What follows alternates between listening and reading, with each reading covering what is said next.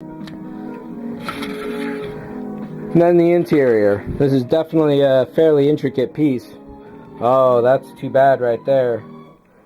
Two of them. So, yep, it just looks like the two of them are snapped. A little bit of flash in there. That's not too bad a problem. And these fixes should be fairly easy as long as I can tape them up like right now. So let me put this down and get some blue tape. So I hope the taping it up right now doesn't screw me later. Trying to pull the tape off, I could probably soak it in water for a while and then it would just float away. But this kind of thin plastic at this kind of curvature, at that size, that's going to be really difficult, if not impossible, for me to really get perfect again. Nah, scratch that. It'll be impossible. Definitely. This would be a really nice brass piece if someone did an aftermarket like that. Be expensive as hell, but really, really cool. So this was a bit of an ingenious use of spare space, putting in parts there. So definitely props for that.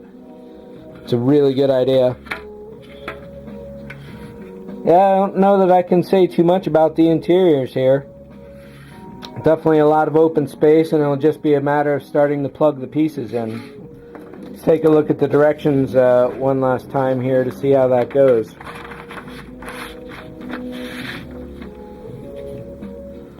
So maybe not too many pieces are going inside. Well, once you really start building it up, it looks like it fills up pretty quickly.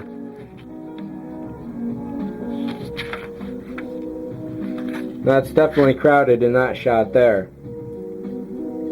So we'll see how this goes. What I'll probably do, what I'm thinking I'll do is cut some of these walls out or put some empty spaces so I can get the camera down in this area.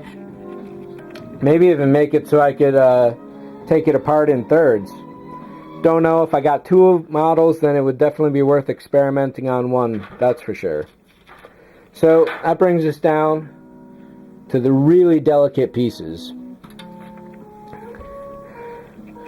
Two really freaking awesome clear plastic domes.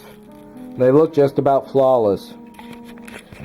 So when I opened this up, there were little bits of sprue off of each of the four cardinal points.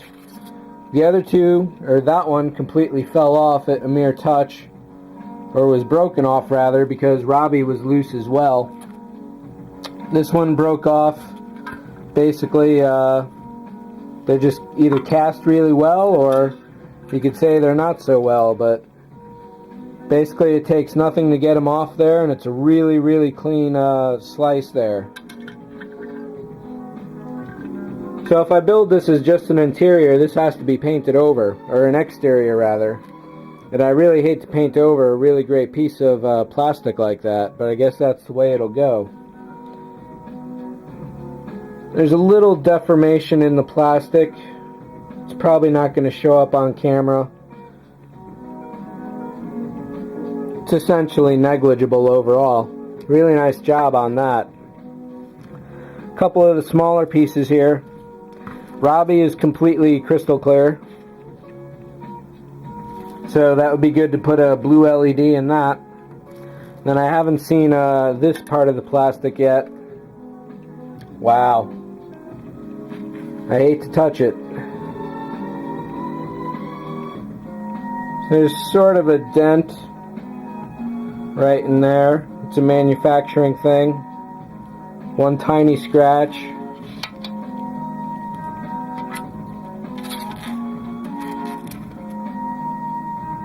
No, overall that's it.